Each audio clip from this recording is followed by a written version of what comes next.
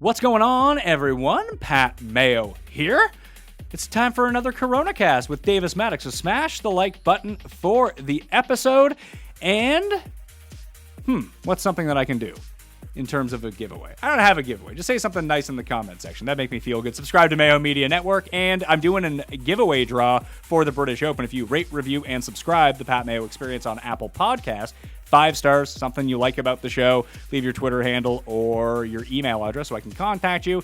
You're in a cash giveaway. So it takes you like 20 seconds to do, and you can win like $200. So do that. It would really help us out. So I enjoy these conversations with Davis. We talk about moving to the suburbs, the new hosting job at Mayo Media Network, projections in football, a new stats and tool site called runthesims.com, NFL best ball sponsorship deals on podcasts and for multimedia content, my new golf swing and people being mean to me on the internet. That's always fun times, but it's a pretty enjoyable show. It's a back and forth. It's a conversation. If you hit the time codes, you can find everything down there if there's something that appeals to you more than anything else. But if you do want a job at Mayo Media Network, I recommend that you check out that part because submissions are due on July 10th and it will take you less than 5 minutes to do if you actually want to enter. So enjoy the show. Mayo Experience. Mayo Experience. Mayo Experience. Mayo Experience. Experience. All right, everyone, welcoming in Pat to the show, or if you're listening on the PME, he's welcoming me into the show after his introduction. As always, love to talk to Pat. We haven't caught up now. When was the last time we did one of these? Like 2 months ago, maybe? But yeah. Maybe a little less, maybe like 6 weeks ago or so. I listened to your show with Levitan and I was like, oh, I'm doing like exactly the same thing right now. Yeah, you're headed across the country. You're moving away from the city, from everything you could want within 60 seconds of your door to the burbs. Are you how excited are you? It's been a bit of I've been here for 2 months now, so it's a little bit of an adjustment, but the one thing is it's not really moving to the burbs. Like I just moved to a smaller city, but because I moved to a smaller city, I could still buy a house in town. So I'm really only like 10 minutes, like a 10-minute drive from downtown, but it still has the same sort of suburban elements where I could walk to the store, but it would be a little bit of a hike. It's not like before where I could walk out my front door, be at a convenience store in 45 seconds, be at a supermarket in 2 minutes kind of thing. Like I do have to drive almost everywhere here, but I'm still basically in the heart of the city, which is really nice.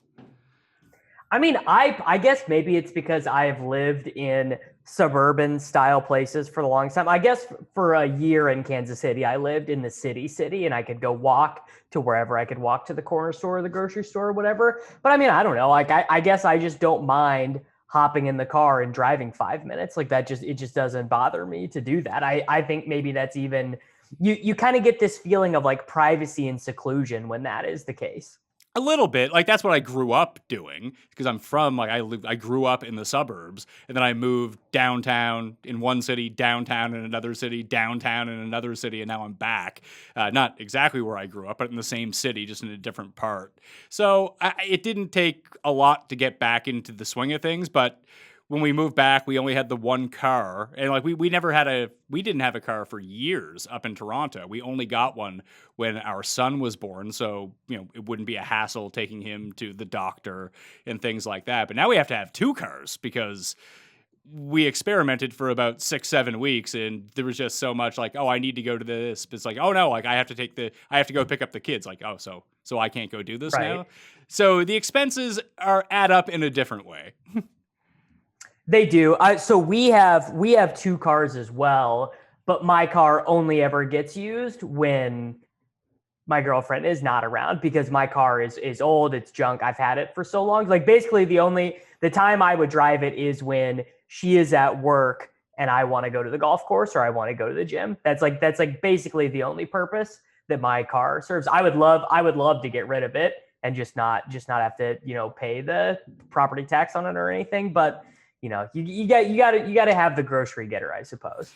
Yeah, and just being able to get around and do things that I want, like, I can kind of throw this out here now because I take possession next week, but I bought a HQ for Mayo Media Network, so that closes Amazing. in a week's time, so I'm looking forward to that. So just working not out of my home anymore, I'll need to be gone a whole lot. So having the 2 cars is going to be essential because I'll need one to get there, and my wife will need one when I'm gone to take the kids to things, go do whatever she wants to do throughout the course of the day, and that just really would have been a hassle. But the big thing is, did you see my announcement that I'm hiring at Mayo Media Network? That's the last thing I think that we talked about on this show, is that I'm giving away a job, for at least one job, to be a host on the channel, talking fantasy football and gambling on football.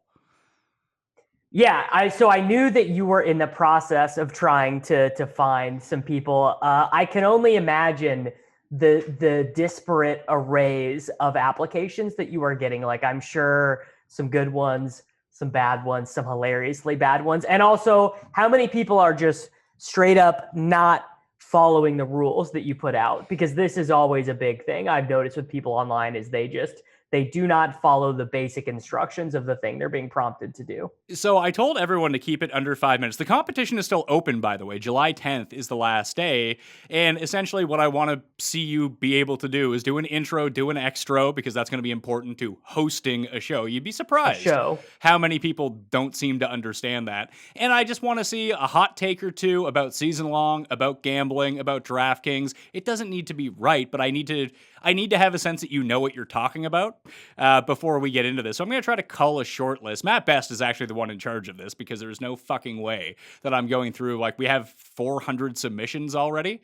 And the people who, like I said, keep it to 5 minutes and under. And like, if you go over 5 minutes, I'm not watching it, because when it comes to something like this, it's not, because a lot of people seem to get it twisted. It's like, oh, well, I went over a 3-week period last year. I was 20-3 against the spread. It's like, I really don't give a shit about how good of a gambler you are. Yeah, who cares? Yeah, like, that's a huge bonus if you're really good at this stuff. But I'm looking for someone for the purposes of doing content and doing a product. So if you're just sitting there being like, yeah, I picked the Patriots, and then like a really long pause, it's not going to be the best. I need someone to be somewhat conversational, somewhat entertaining, and be able to pass along information and some bit of strategy and be able to ask the right questions. So if that, you can articulate that in under 5 minutes, which you should really be able to do if you actually know what you want to be doing with this. And I don't care if you have no experience. Like, we can see if you're good or not, even if you've never been on camera before. But just being able to follow simple instructions, like, there's going to be instructions to the show that you have to host.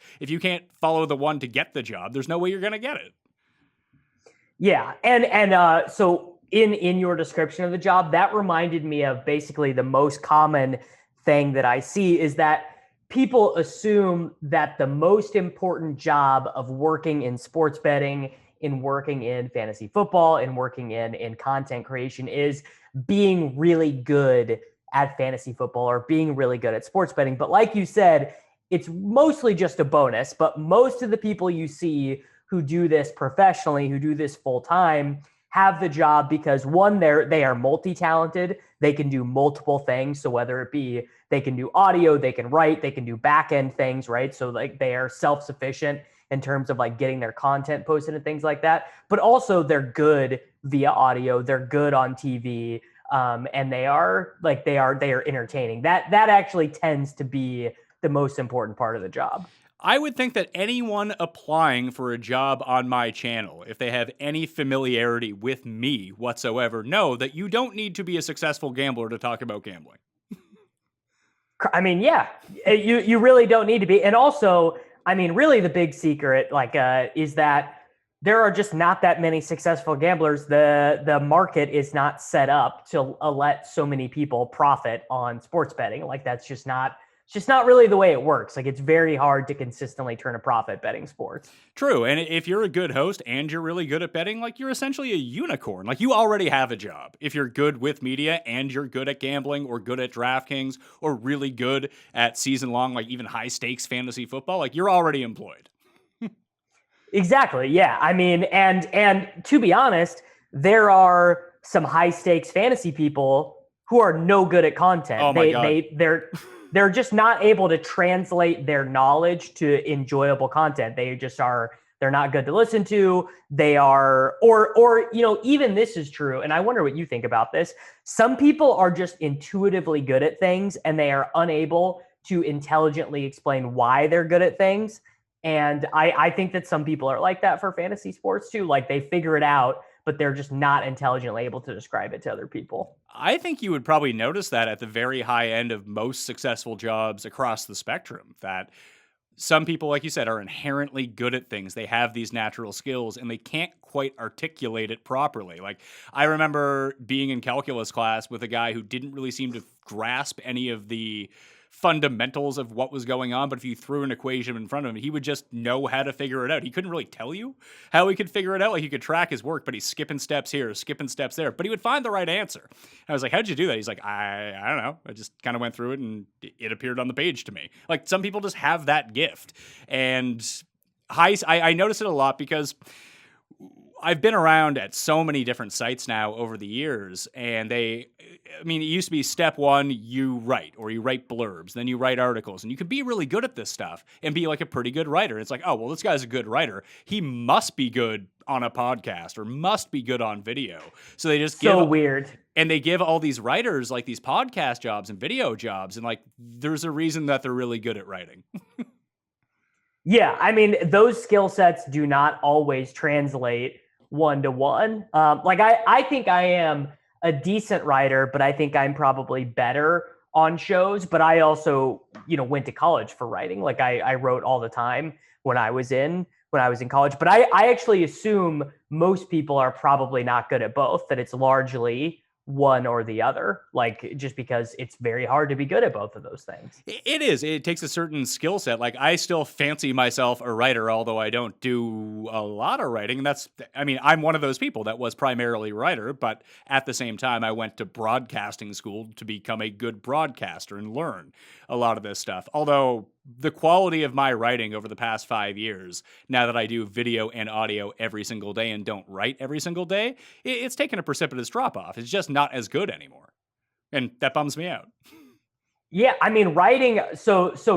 Writing is just more difficult. To do writing well, it is more difficult because for podcasting, you and I can sit down and we can zone out and we can talk with each other, be as engaged as possible, be as engaging as possible for 45 minutes. And it doesn't require, going back. It doesn't require editing. It doesn't require, a lot of the times, we don't even really have like a big thought out agenda for these conversations. We just kind of figure it out. And writing is more specific and yeah, it has to be more stylized too, or it's no good. True, but I would throw the example of this show out the window, though, because this is literally me just sending you a Zoom link and us just commencing talking. You do the, hey, I'm talking to Pat right now, and then we kind of go. But this wouldn't be a sustainable show every single day of the week kind of thing. Like when I do the golf show, I need to do my golf research and then talk about golf in a certain way. When I do football, it's a little bit different. Like the research part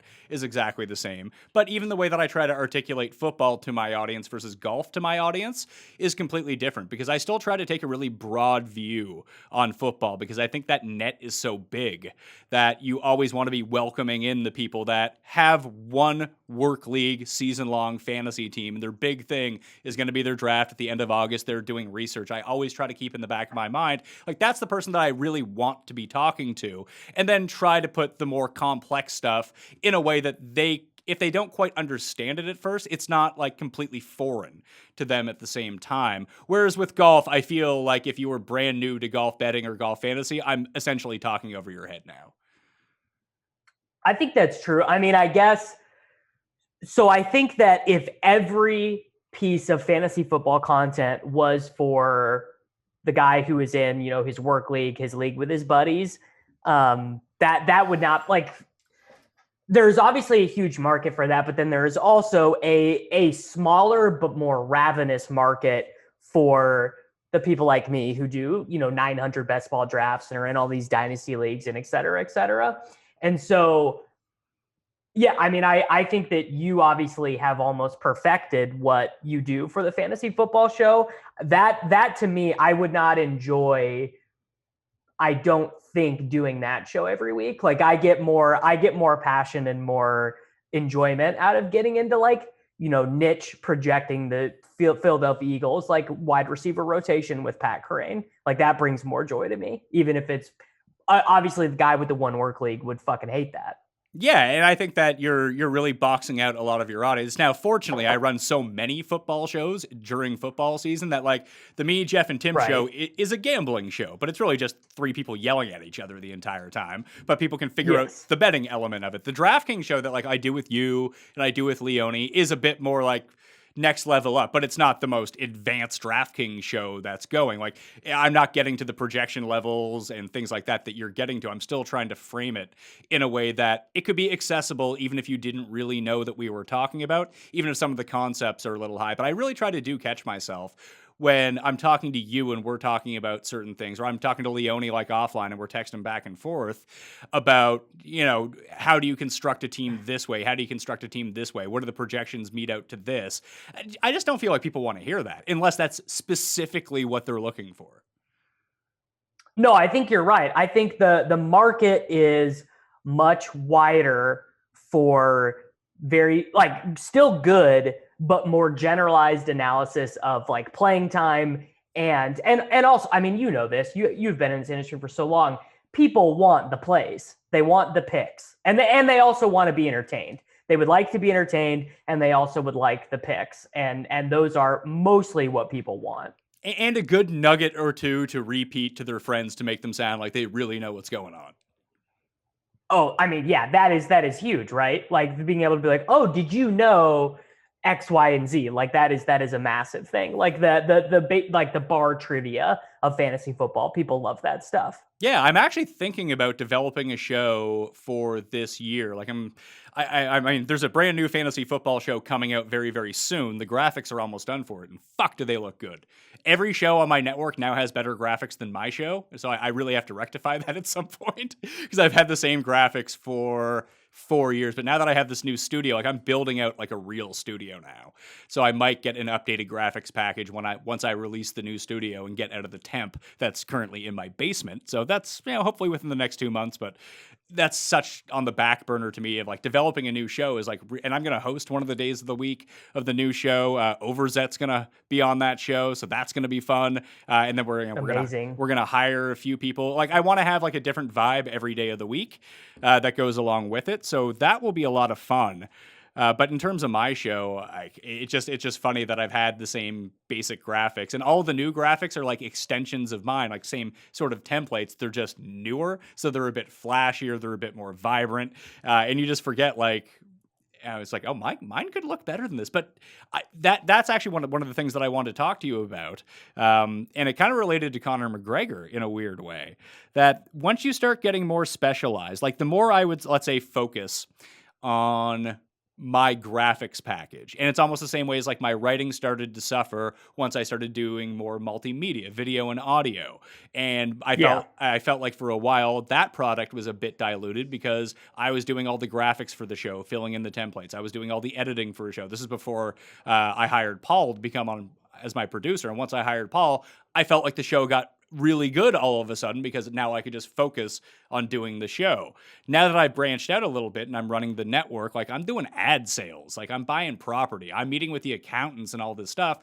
And I feel like it is taking away from the show a little bit. So I got to figure out how to reverse engineer that to alleviate some of the problems. And obviously the solution would be hire more people, but in turn, I would need to make more money first so I could pay those people because I wouldn't want a bunch of like dummies doing the job. I need to hire someone good, and good people don't come cheap, at least from my experience with it, or at least if you have someone good and they know that they're good within a month, they're going to want more money to stay, and you're probably going to have to pay it to them. So a lot of that's been falling on me lately to organize all this stuff, to come up with scheduling that I want to get back to focusing on the show and making it a little bit better. I feel like it's becoming somewhat stagnant. That's why I like doing these shows with you. And how it relates to Conor McGregor is, when he was up and coming, he had something to prove and he was knocking dudes out left and right in the first round. But over the past 5 years, like he was the highest paid athlete on earth 2 years ago. He owns a whiskey brand. Like he has a legitimate personal brand. That's probably like if you were to sell his brand to someone else, someone would buy his brand if they could just be Conor McGregor and take everything over for like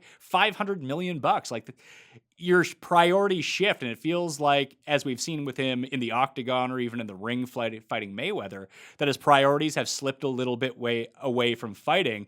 And I wonder how hard it is to reharness that. That's why I'm thinking about him going into this Poirier fight, that, if he wins, like, that means he put in the right camp. And maybe it's just a bad opponent for him. Maybe he's a bit washed, or maybe he goes out and fucking smokes the guy. I have no idea. But it feels like the other stuff as a part of being Conor McGregor, plus all the weird shit that he's up to that is apparently okay now, has really affected his in-ring product. And I think that a lot of people struggle with that.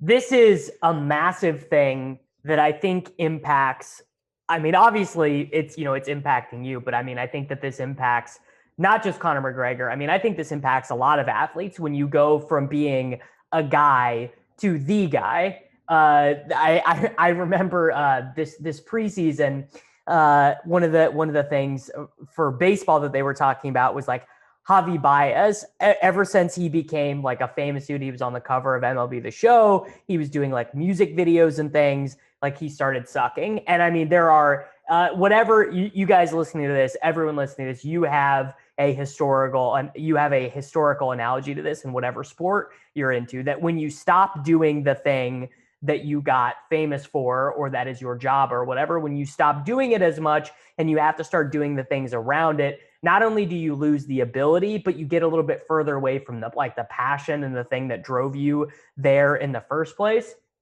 It sounds like to me what you need, Pat, is you need a PA. Like you need a personal assistant. Like you need someone, and not even just like a personal assistant, but maybe even like an actual manager, because it's got to be someone that you trust. It's got to be someone you can send to a meeting and know that they will make a decision based in the best interests of Mayo Media Network, and that you won't have to read over like a whole presentation basically from them. It would have to be someone you like actually trusted.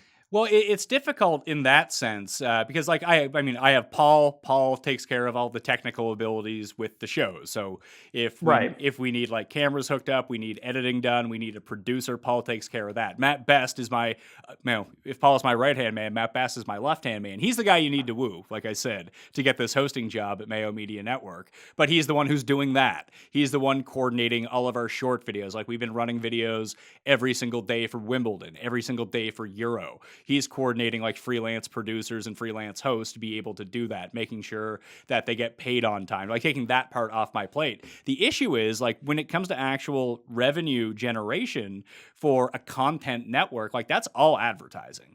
And that's really all it can be, unless you're selling a premium product. But I really never wanted to sell like a content premium product. I always wanted it to be free because it was always my sense that the larger you can cast a net, the better off you're going to be. I think we spoke about Patreon before. Like it's hard to grow a Patreon account if you don't have something to push towards that at the same time. Like you're inherently just alienating people who will never discover your product organically and maybe have a chance to like it. It's going to be very niche, and it can be successful and it can be lower maintenance, but I want to shoot a little bit higher than that. So when it comes to advertising, all of the advertising kind of has to roll through me because I'm essentially leveraging all of the contacts I've made in this business over the past 12 years that other people just don't have. Even if I was to hire them and trusted the people, they don't have the wherewithal to go and speak to these guys. Like if I send Matt to go talk to X, Y, and Z, I mean, they might not return his email. They'll return mine most of the time, at least,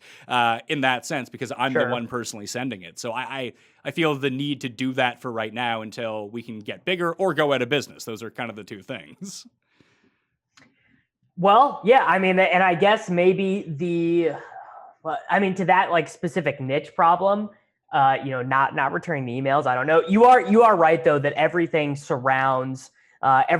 surrounded by advertising. I mean, I guess in terms of selling advertising, I have very little experience there. Like all of the stuff I have done is like individual like affiliate deals. It wouldn't have been anything on a company-wide scale. I mean, I honestly, do you listen to any Patreon podcasts or subscribe to any? I have one. It was a show I actually hosted on my channel this year. They just started a Patreon. So shout out to the Challenge Chronicles, which recaps the show The Challenge and talks about the challenge. So my buddy Rob McIntyre, who comes on my show, he's one of the hosts with two other guys, Trace and Devin. I like their show, but they sent me like their Patreon, like they're like, hey, thanks for helping us out. You can have a free membership. I was like, okay. So it's kind of cool though, but like I don't jump into the Discords or anything like that. And there's a couple shows that I like that have Patreons, including yours. Like I listen to The Greatest Generation. They have one as well with like hidden episodes. I never got into it. Like I feel, and for someone who listens to as many podcasts as I do, you think that would be a really easy leap for me. It's just, I never felt the need to go do it. So, I mean, and that's not even the relevant part, but what would be your hook to put something from your show behind the paywall to generate more revenue? Because in my experience, I actually think you would be uniquely set up to having a Patreon do well. A lot of the Patreons that do very well are not content-based, but they're personality-based. So I think like, you know, I mean, how many Twitter followers do you have? Like 80,000, 100,000? A lot of Twitter followers, right? I wish I had 80 or 100,000. No, I'm like 60. But either way, okay. I played around with the idea of making Cuss Corner, like we'd film a whole bunch of Cuss Corners and make those like premium Pat Mayo experience products that people really love. Cuss Corner. It's something they would pay like $3 per episode for. People have told me that they would pay for it, but I don't know. Like, I think it would be a good way to generate revenue, but at the same time, like that, those are shows that I love to do, that everyone loves to do. There's a very niche, larger than a niche, but some people really love Cuss Corner, and that's a completely personality-driven show. Obviously, there's no analysis in it whatsoever. But I don't know. I don't know if I would want to do that. I did have an idea for a new show that's not sports related that I was thinking about, basically making it like a weekly, that it would come out once a week, but we'd film like the first 30 episodes or so before the release date, that you could just listen to it week by week, or every time that we actually record and produce a new episode and we'd have the first 30 in the bank, that would be a part of the Patreon. Like you could just get basically 30 episodes ahead of everyone. So that is a really successful model too. I actually subscribe to a show like that where immediately when you subscribe to it, you get weekly shows, and you also get a giant backlog of a catalog that you don't have access to on any free feed, actually. So I think that's a good model. I mean, really in general, though, I feel like the paying for podcast model is like there's still an evolution yet to come to it. And I believe at the most recent Apple, whatever symposium or whatever they call it, they showed that they have plans to generate subscription dollars for podcasts, monetizing podcasts, which, I think probably is like good. Like, I think that podcasts should be monetized. If there's a seamless way that you can be able to do it, I would like that, because I've looked into a few different things. Like I'm with Anchor as my hosting platform right now, and there's a monetization element to it. I can't take advantage of it because it's not available in Canada. It's only available in the US, and they'll sell ads for you and kind of insert them, or you can get like a host read and dynamically insert them into episodes. But I was also looking at like Spreaker, which I know a lot of people use, but they put in like 9 fucking ads per episode. Like I've used that. I don't want that. So we use for the podcast that I host, we use Omni Studio, and you can insert as many as you want. And I do a pre-roll and a post-roll. And then, I don't know exactly how it works after that, because I'm not the one footing the bill for it, because it's a whole podcast network. But I would maybe look into them. Maybe that is available to you in Canada, and that's maybe a more equitable way for you to get advertising done without having to spend so much time setting it up. Well, I do work with a firm now called Gumball. So I give them my listenership, and they send out and that's where like my Magic Spoon stuff comes from. And like, if you hear an ad in my show, which you might hear right now, I was scoping around on dealdash.com the other day because I've heard that people have saved big money there. And I tell you, what I saw, I almost couldn't believe. They had auctions on a crazy wide variety of quality products, and people were winning them at truly shocking prices. So here's the question. How much can you save at deal-.com? Well, that's completely up to you. Some people save 80%. Some people save 90%. Some people save 99%. Really, the only way to find out how much you can save is to visit deal-.com today and use promo code MAYO. That's deal-.com, promo code MAYO, in case you can't spell, to see how much you can save. Deal Dash, where deals come true.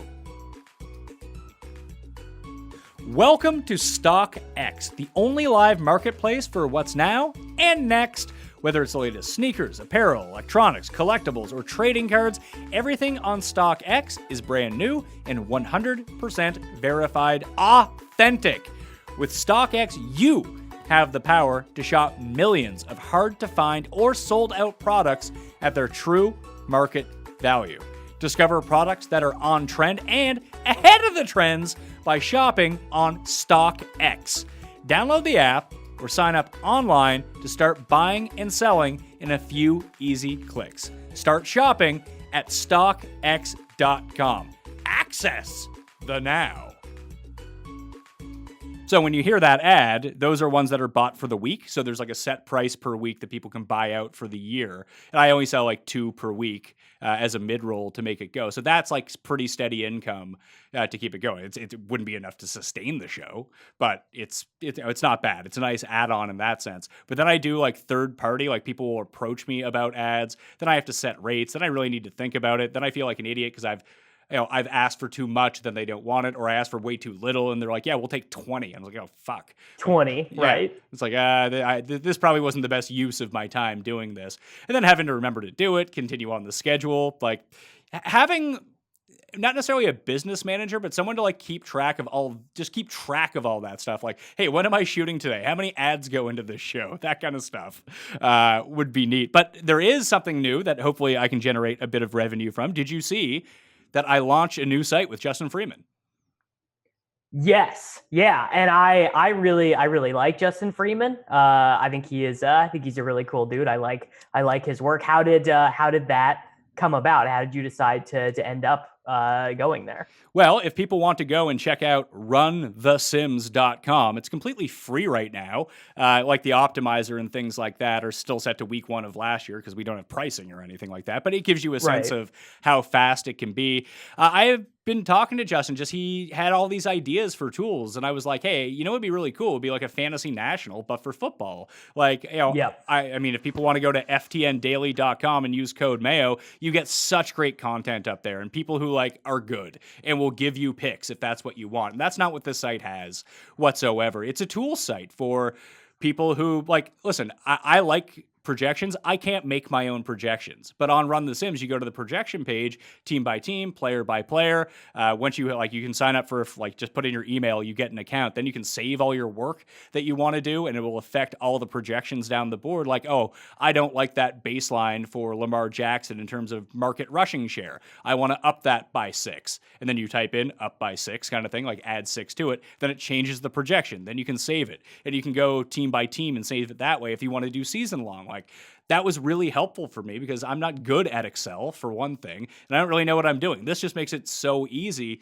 but it still puts the onus on the person using it. Like, all the tools are there. All the stuff that you hear pros talk about, they have these proprietary tools and stuff like that. Now you can use them and you can customize them any way you want. Like, we're going to have, like, the biggest hook was like Justin, when he came on my channel last year, was running these simulations for showdowns. He'd run like 10,000 simulations of every showdown game, and you get like plotting for it. So that's going to be a tool that's available on our site for every game that you can use to fuel the optimizer if you want, or if you just want to see single game or prop betting, that kind of thing, like where the distributions actually lie. And you'll be able to change the inputs. Like, they're basically set on Vegas lines and a bit of the stuff that Justin puts into it. But like, I don't know, if you have a random game week 1 and like the Titans are favored by 3, but you really think they should be favored by like 9 because you really think that they're going to blow them out, well, then you just adjust it and then it will change what the simulations tell you. Like, having that customizable element is, I think, so huge. That's why people really like Fantasy National. Like, it's everything in one place that you can use. and you get to control what it tells you. You want to look for something specifically? You can do that. You want to be able to run your own projections? You can do that. So I just thought it was a really nice fit for me because, I have affiliations with content sites, but this is a tool site only. Like there's no one on that site telling you what to do. You get to do the input yourself. And I think that there's cachet to that and that people will like it a lot. So that's why I hooked up with Justin on it. Yeah, I mean that is that is the right way to play Showdown, like using simulations and having customizable stuff, because the secret about Showdown is that it's not about like picking the best plays, right? It's about leveraging ownership, and it's about the correlations that you're able to generate, and it's about generating unique lineups, which is, that is, what we do at Daily Roto is like, we have the same thing where you can adjust everything, and then we have the simulations in there. I'm curious your opinion on this. Actually, we can talk about football here for a little bit. Do you give a shit about best ball at all? Is Pat Mayo grinding best ball drafts, or are you just fucking over it? I never got into it, so I can't even be over it. Like, I have no interest in it whatsoever. Like, it's not my bag. I have things to do in July. Like, I can bet on golf. Like, it's not, I don't need to fill the void in my life by playing 12 best ball drafts a day. I get why it's fun. Like, drafting is the most fun part you can have in fantasy football, regardless of the style that you play in. So I get the cachet of it, and I'll do a few as we go along, but like, I have an aversion to best ball, mainly because I think it's such a terrible crutch for people who do content, and they can basically justify anything that they want. It's like, well, it's a good best ball pick. It's like, fuck, sure. So is everyone. Like, thanks for your analysis. Yeah, it takes a lot more stones to fade someone, all the way across in best ball, which is like, there are like a couple guys that, I literally have not selected any of across all of these drafts. But I think it's the reason why I asked is this is the most I have ever seen people into best ball. This is the most my timeline has ever been talking about best ball. This is the most podcasts that I listen to have been talking about best ball. This is just like the most engaged I have ever seen any, like the people I interact with online. This is the most engaged I have ever seen them in best ball. So I wondered if any of that had floated over to you. No, I know people who are really big into it, even in my real life. So it's not just necessarily a Twitter echo chamber, but it might be at the same time. Also on the new site, like it's not just Showdown, by the way. It's going to be like a full slate optimizer. You can project all the games out. So it's going to be season long daily fantasy and betting. So all three, you'll have tools for that. So again, it's runthesims.com. And here's the rub. Code Mayo right now gets you $50 off the tracker and all of the tools. And you get that price locked in for $199 for life. So you probably want to do that before July 31st. But the site and all the season long fantasy football stuff and all the stats and projections and stuff like that is going to be free all year long. Like, we're not going to charge for season long. Hey, there we go. That by the way is like a model that I think works, because we don't charge for any of my season long stuff either, like projections or rankings or anything.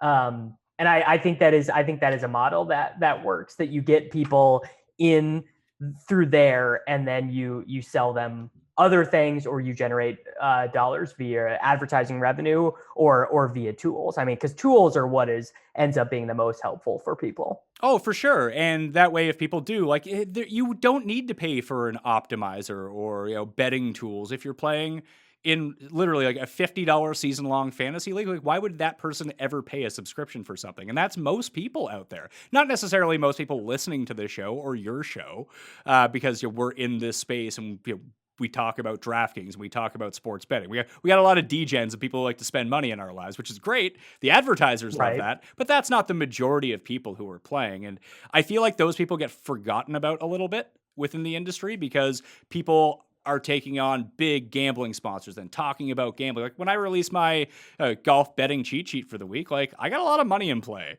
on a regular golf week. Most people don't want to put that much money in play. Now you can scale it because I'm giving away free picks and you want to bet $1 on someone, $2 on someone instead of like 25, 50, 75 bucks on players. Like that's pretty easy to manage. But when it comes to DraftKings, like no one wants to buy a $200 package if they're playing like the 25-cent tournaments. You know what I mean?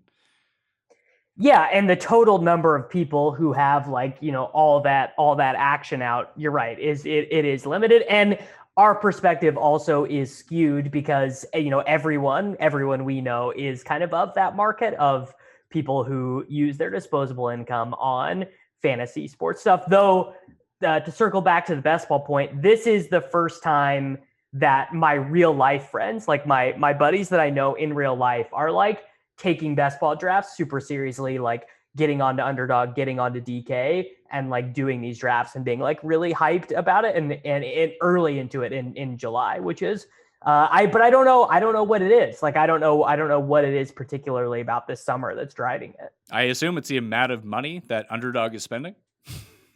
I think that can't hurt. Like I would imagine that it can't hurt, but I mean, that's got to be it. Yeah, you're probably right. And the fact that they're pumping out content and having all these guys on their shows and everything, that's got to be right. Yeah, I think they've done a really savvy move. Like, obviously, good. Like DraftKings has gone, like they went after me 5 years ago after their huge marketing blitz, and they spent like $30 million a month during football season. So did FanDuel. They shifted their. They're still advertising, obviously. They have these partnership deals, but they've shifted like that part of their advertising budget to people like me. And on a much larger extent, like the deal that Le Batard just did with DraftKings, essentially they worked through the blueprint of his deal with my deal. Like that's essentially the same deal. It's just his is worth, 100 times more.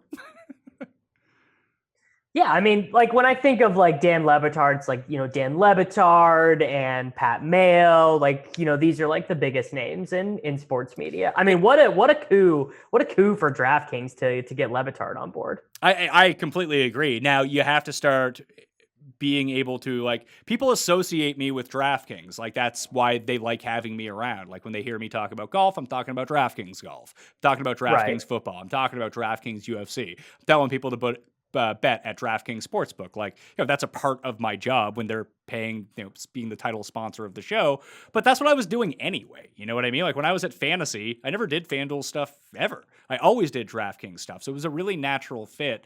I'm curious to see, like, in a year's time, if DraftKings and Dan Le Batard become synonymous with each other, because that's really going to be the key for that deal to be worth it. Like Dan Le Batard can do a read on a show and be like, hey, go to DraftKings Sportsbook, use code Dan, get a promo match. Like that's one thing. But if it becomes a part of the content itself, then I think it's a different story. Like then people will naturally and organically go sign up for this stuff.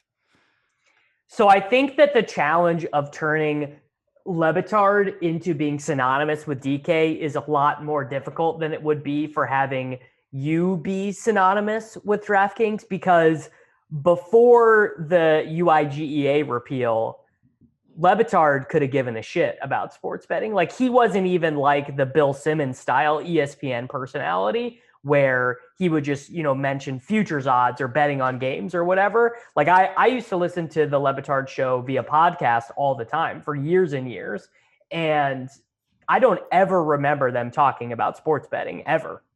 But that could have, I don't remember it either, but that could have been a product of them being told not to talk about it too. Not to. Yeah. That's true. And I do think that the show itself, while already one of the best shows out there, has the chance to get really good without the restrictions of being ESPN related.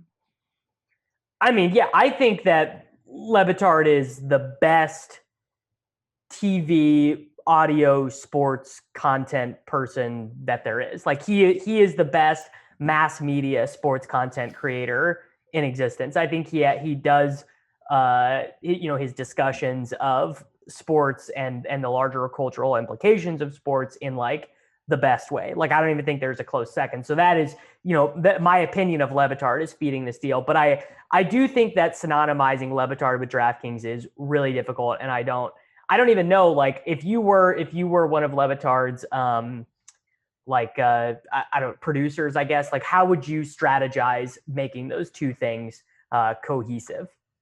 I'm trying to figure this out right now because Prize Picks is going to be sponsoring the new fantasy football show. And I really want to give them a good push as they're coming on as the title sponsor of this. And they understand that we're going to talk about season-long fantasy football on that show and DraftKings football, daily fantasy. That's just a part of it. Like, if it was just a Prize Pick show, I don't know how many people would watch it because people need to become more familiar with Prize Picks. If you use code MMN, your Mayo Media Network, by the way, you get a bonus deposit at Prize Picks, so you might want to check that out.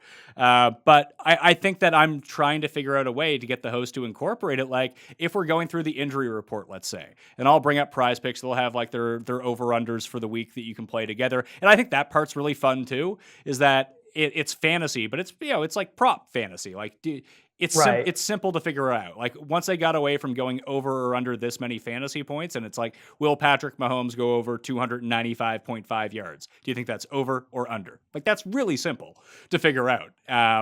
So I think that you can frame discussions in the way of that. Like, oh, Patrick Mahomes is hurt this week. Let's see what Chad Henne's over-under passing yards Prize Picks is. And then bring up Prize Picks onto the screen. And eventually that becomes organic. Like, hey, let's go see what his prop is and use that as the frame of the conversation.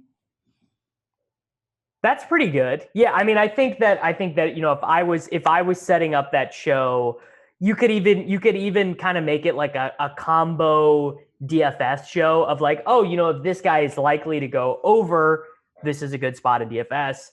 If this guy is likely to go under, bad spot, and talk about the correlations and the stacks from there, or something like that. Like, I think that would work, or is that not in the spirit of what you're wanting? No, I think that would work out really well. Like, can you correlate? Are there props on the site to correlate together, over-unders to correlate together in a same game type of thing, and just, try to amplify what your Prize Picks total is going to be?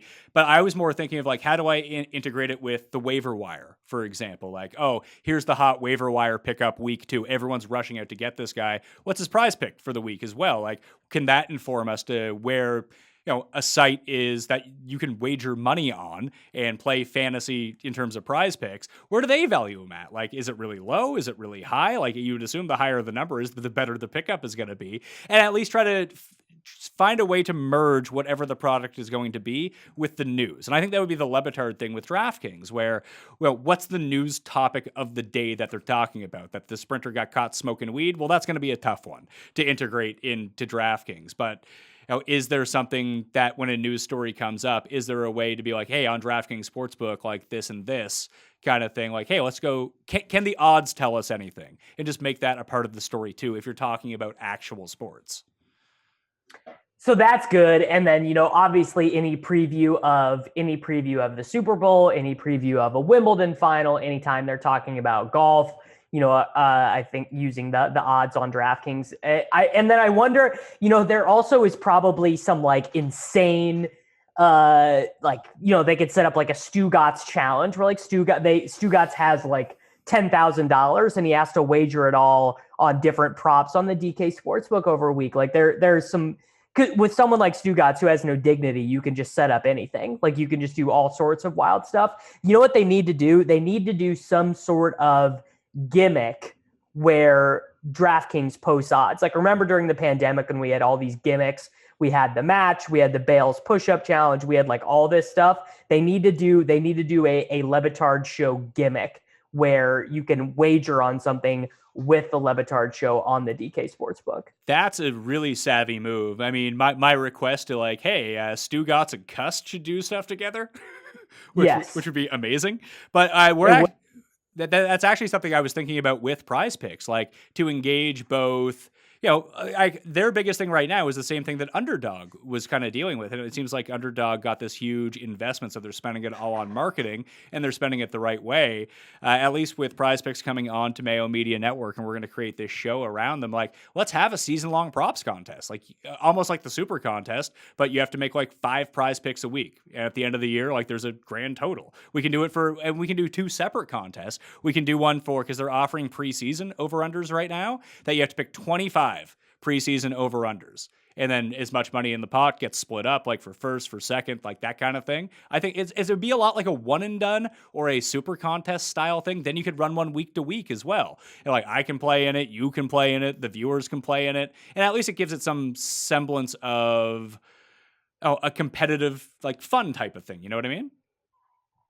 Yeah, I love that idea. And actually here, while we're brainstorming, how about this idea for the Mayo Media Network? How about you run a contest like running the one and done or whatever, where people have to it's like a fantasy contest of season long props where like you get, obviously you would be greater rewarded for hitting a 25-1 than a 4-1 or whatever. Like that whole idea of a contest, like the hybridization of sports betting and hybridization of sports betting and fantasy.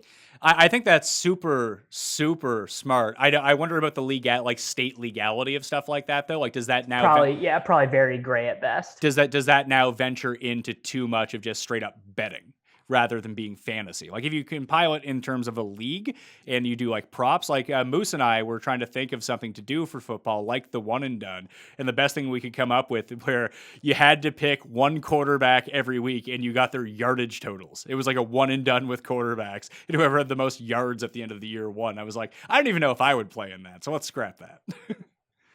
Yeah, no, but I mean, I assume that someone's got to be working on this game or would have a way to implement it. But that sounds like an extremely fun game. Like that even sounds to me like maybe more fun than my actual season long, like manage leagues. Yeah. And I think that's something that we're going to I'm talking to Prize Picks, and that's what we want to do for the show. We're going to run this like contest that's in the preseason. You're obligated to make X amount of prize picks. So over under on yardage for all these players. And then that gets banked for the season, and then run another contest starting week 1 where you have to pick like 6 a week or something like that. And whoever has the most right at the end of the year wins. And it would be run like a one and done. Like just look at the standings, who's at the very top, who's at the very bottom, top 50 pay or something like that. And if enough people play, like I don't think you can guarantee prize pools for that. So it would have to be like a percentage of the money that would go in. But I would want it to be flat, like the Pat Mayo Experience one, where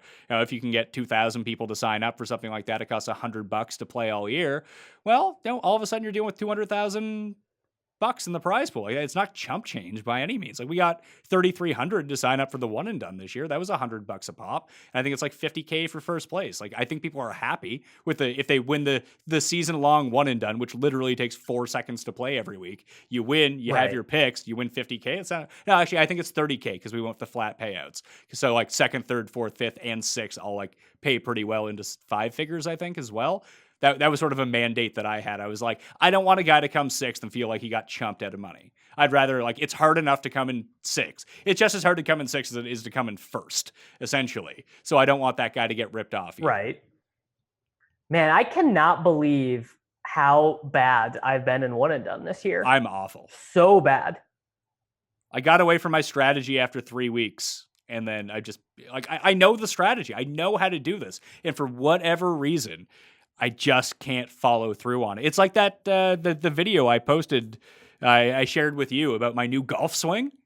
Like there's like that was a lesson that I was at, and the guy I keep my head down forever on that one. He's like, don't worry about where the ball is going. Like just focus on this when you completely reinvent your swing, I have a new grip, I have a new swing plane, I have new clubs, it's all just so awkward. So the swing looks really stiff because it is, but I'm trying to focus on the 2 or 3 elements. My slice was so out of control, I had to stop doing it.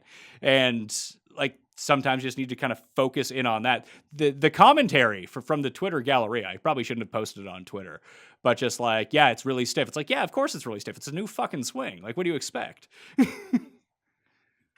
Yeah, I mean, I never post anything on Twitter. Literally never post anything from your life on Twitter because it's never gonna. I posted a picture of my three-legged amputee dog who had just gotten a surgery, and someone commented about my lawn having like weeds in it or something, and I'm just like, never post anything. It's not this person's fault. It's never the asshole's fault on Twitter. You just should know better than to post things on Twitter. I would assume you would have learned that by now, Pat. I would, and I so rarely post, but I was so happy that I wasn't slicing the ball anymore. It's like, I wanted to share it with Travis Fulton, who's a golf coach. So I shared it with him, and I should have just sent it in a DM to him. But just like people nitpicking the swing, it's like, it's a brand new fucking swing. Like, you have no idea how jazzed I am that the ball doesn't go 50 yards into the woods right anymore. Like, I was so pumped. I mean, when you consistently are able to eliminate your slice, it's like one of the best feelings. I worked the slice out of my game for about 6 months, and now I'm big time fighting it again. It is miserable, man. Your body's memory for the swing, it really goes if you don't like. I mean, I barely have practiced or played for like the last 5 months or so, and it is unbelievable how much worse I've gotten compared to what my baseline was. And the whole point of it is like, it's the consistency part of it. And that's where I got thrown off in the one and done, that I just wasn't consistent with the strategy that I had, because I didn't hit a winner like the first 3 weeks. And I was like, oh fuck, I'm so far behind. When in reality, I wasn't.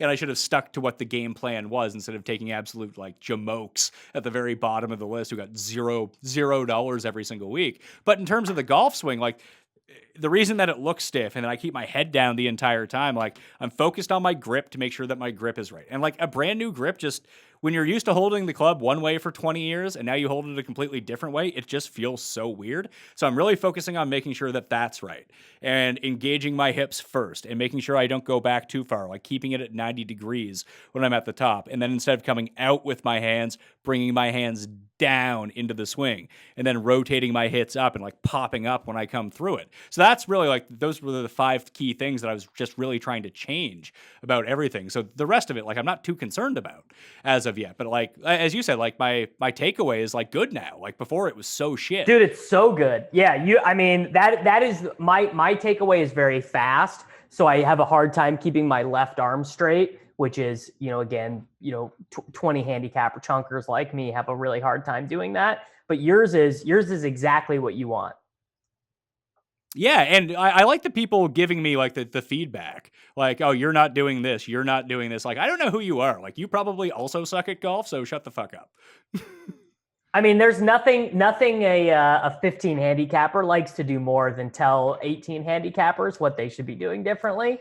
Like, that is actually one thing that does make me mad about Twitter, is that everything makes me mad, but lots of people on Twitter will tell you that you suck at golf when they also suck at golf. Yeah, I have no pretensions of being good. Like, I am a 20 handicapper. I'm trying to become like a 12 handicapper. Like, that would be such a big improvement for me. And I know where it's all stemming from. Like, I'm good, but I can't drive the ball. If I could figure out how to drive the ball, like my ball striking's good, the chipping's pretty good, the putting's good.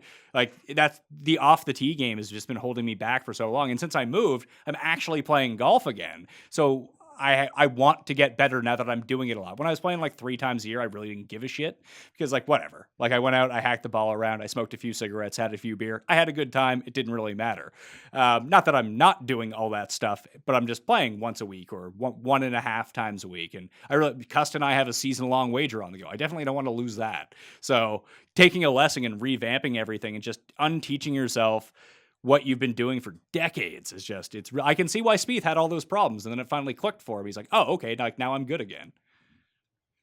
Well, yeah. And that's the really weird thing about golf is sometimes like relatively simple fixes, relatively simple swing drills, relatively simple mental exercises can get you where you need to go, because the act of swinging a golf club is not actually that difficult if you are like close to doing it right. You know what I mean? Like you're just going and hitting a ball with a club, and there's a lot of minutia inside of that. But if you are like, if the tempo's right and the ball is making good contact, like you can fix it in like a day.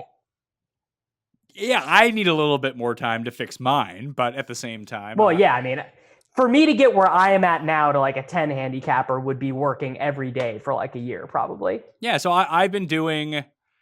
I mean, I've now passed lesson 4, so just very slow stuff. I ended up getting 6 lessons. I'd never taken a lesson in my life, which is something, as we were talking about before, like something that I always like, yeah, I should really go do this. I know it will make me better, and just never did it. So I was like, I got some time during the afternoon right now. Like, I want to get better. I'm tired of being like the same as I've been for the past 15 years in terms of skill. Like, I'm just not improving. Like, I can't figure it out. I need someone to tell me what I'm doing wrong.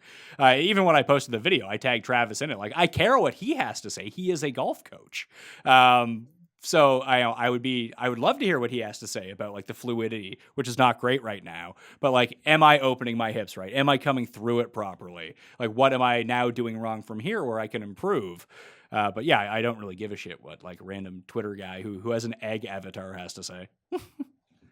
Yeah, I mean, you can't listen.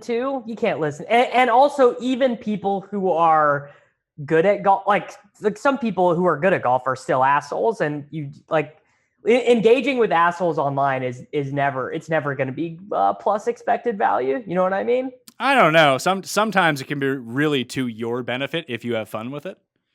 Oh, I mean, yeah, like there are every once in a while. It is.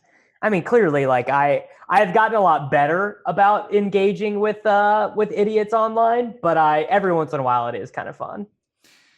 What else do we got here? I think Spieth's going to win the British Open, by the way. You think Spieth's going to win the British Open? What's he priced at right now? Fuck, like 14-1 or something.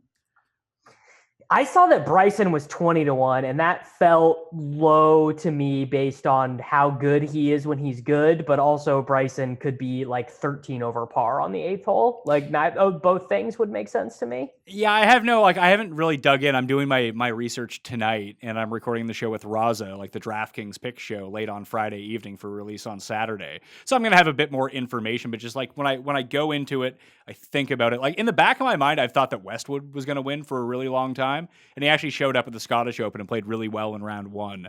There's been 4 winners of the Open Championship ranked outside the top 100 in the world, and 2 of them have come at this course. Darren Clark and Todd Hamilton, the last 2 times it's been here. Like, I just watched the final round last night from Royal St. George's when like the weather couldn't have been worse, and Phil was playing great the year that Darren Clark won.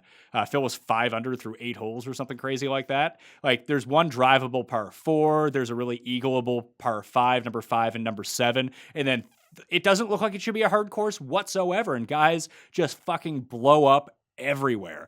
And it feels like an old man is going to win, and I feel like that could be or Poulter, maybe like one of these old Brits. I think is real live. And I think that's and in my mind, Spieth has the same game as those guys, so he's live too. I don't remember when's the last time they played this course. 2011. Okay, so I would not have been gambling back then. So I don't have a great feel. I don't have a great feel for this course. The thing I was thinking of with Bryson is, you know, links golf, there's no trees, there's not a ton of water, so it's just like he can miss, and it is kind of fine. So like he can hit 380-yard misses or whatever. Yeah, but you get yourself into such shit if you're not on the fairway. Like, the fescue is out of control. Insane. Yeah. And it's not like U.S. Open rough. Like, you can just be in, like, Bryson can get it out of the U.S. Open rough. Like, that's not an issue. But if you're in the fescue, like, the shit might be wrapped around your ball and you can't move it. Yeah, I mean, that doesn't sound great. I mean, I don't know. Like, I really enjoy the British Open. Like, it tends to be my favorite tournament to watch, but I don't have a good feel for betting this one. Maybe I don't think I can bet Spieth. Maybe he's 18-1 where I'm looking right now. I don't know. All right, that's not bad. Like, I'm trying to think about how I'm structuring my card. Like, I have a future on Keimer, who just got into the field. Thank God. He's 150-1. I have 150-1 play on Neiman from like December. Those are the only 2 bets that I've made. So, Like I'm thinking it through and just like looking at the course, there's so much undulation in the fairway on the greens. Like it's going to take if Bubba wasn't so shit in Britain, it would be a really nice course for him because he's so creative with a lot of his shots. And that's just how I see Spieth. Like you can be... That's true. Like you can you don't necessarily need to be in the fairway, but even if you're in the fairway, like you're going to have a downhill lie or an uphill lie. Like there's going to be no flat lies on the course. Like who's just kind of magic, and there's no one more magic than Spieth with that stuff. Yeah, no one is more magic than Spieth, but I mean, I don't. It's so hard for me to think of him as being a major championship golfer, even though when I first was getting into golf, it felt like he was invincible. Like maybe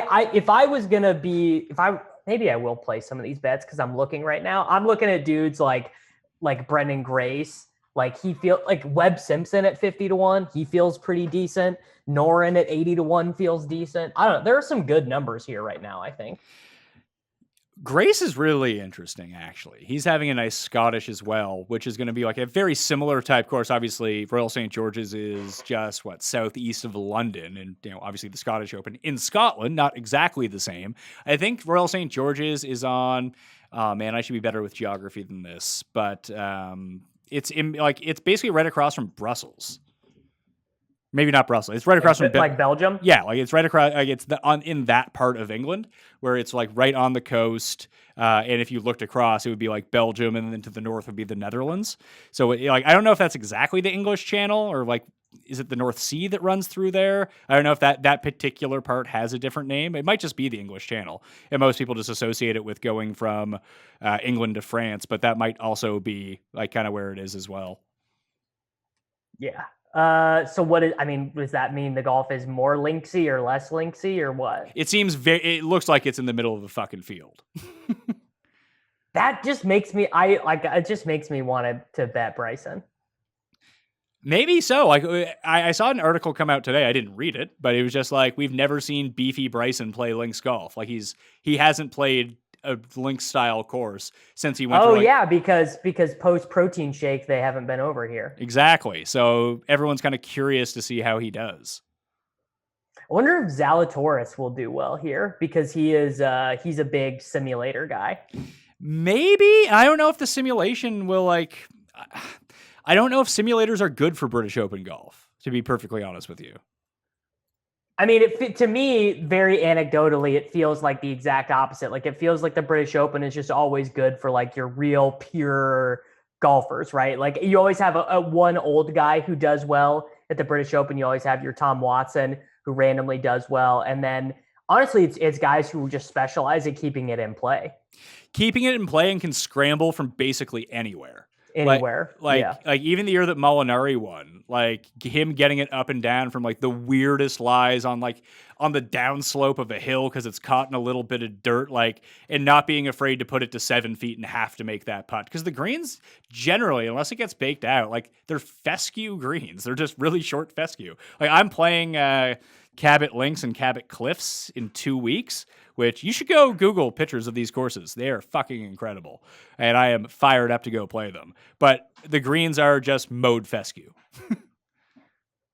Well, yeah. I mean, I on this topic, I've not played a really nice golf course in 8 months, and I really want to go play a super nice golf course. I want to play I want to play Whistling Straits in Wisconsin. That is, but I start thinking these things. I'm like, oh, I could plan a trip, and then I'm like, wait, but I fucking suck right now, and I got to grind for a month to get better before I'd want to go play anywhere like that. Yeah, the one thing about the Cliffs course, or at least the Cliffs course in particular, from what I've heard at least, it's not a very hard course if it's benign conditions, but it's always horrible conditions. It's so windy. Always horrible conditions. But if you get it on a day where the wind is down, it's not very hard. Playing with wind, actually, I am more comfortable with because I grew up playing in Kansas, and it's always windy and shitty weather here. I grew up playing in the wind and crappy weather as well, but when it was gusting to 35, 40 miles per hour the other day, I actually striped a drive. It was one of the 2 good drives I hit all day. It may have went 215 into the wind. Like it got knocked down immediately. And Feels amazing though. No, it didn't, because like I thought, like I went looking for the ball, like I drove past it on the fairway. Oh, the worst. And it was like 50 yards shorter of where I thought it went. I was like, oh my fuck. And I was driver 3-iron to the front of the green on like a 608-yard hole, and I never felt more dejected. And like that's where my round ended essentially. It's like, oh fuck, I'm fucked today. Like I don't know what to do. Does Cuss still wear 2 gloves? Not all the time. When it's raining out, for better grip, he does. He was all out of sorts. So we played 3 warm-up matches. He beat me by 1 in all 3 of our warm-up matches. Then we made our season-long bet, so we put money on the line and started keeping track from then. I beat him by 6 the first one, and I beat him by 23 strokes the second time. He just got a case of it's going bad today off the first shot, and he just never recovered. Like, you know those days where you just don't have it? He had one of those days. Yeah, that I've had those days. I've been there, so I can feel for Cust in that situation. What's the best score you've ever posted? The best score I've ever posted was the first time I ever played with Cuss. I shot an 81. 81? Yeah, my best I've ever done on a legit course, like a legit course, was 86, playing from the whites, which felt amazing. With a couple birdies, but that was 3 years ago when I was not working as much and could pretty much golf every single day. Yeah, 84 is my best one this year, and I followed up my 84 at that course with 109 the next time I was there. So that's the state of my game right now. Mayo experience. Experience.